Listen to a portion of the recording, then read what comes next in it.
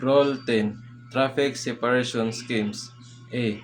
This rule applies to traffic separation schemes adopted by the organization and does not relieve any vessel of her obligation under any other rule. B.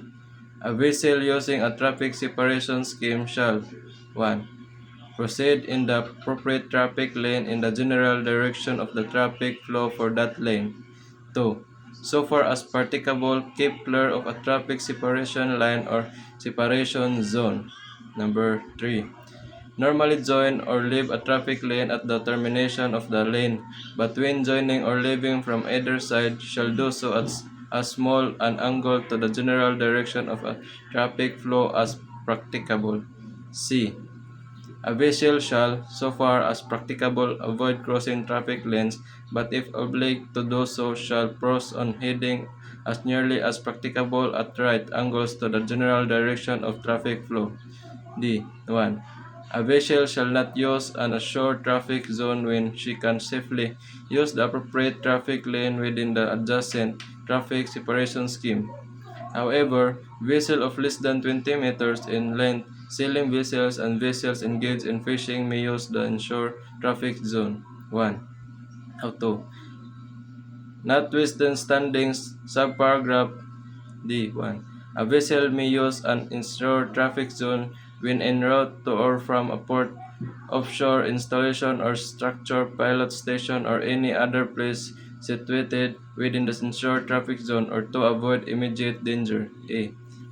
A vessel other than a crossing vessel or a vessel joining or leaving a lane shall not normally enter a separation zone or cross a separation line except 1. In case of emergency to avoid immediate danger. Number 2. To engage in fishing within a separation zone. F.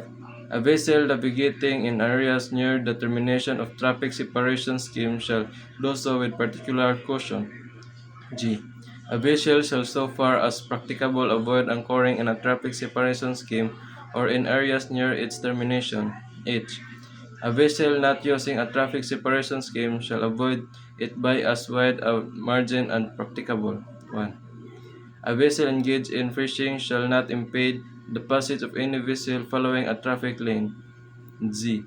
A vessel of less than 20 meters in length or a sailing vessel shall not impede the safe passage of a power-driven vessel following a traffic lane. K.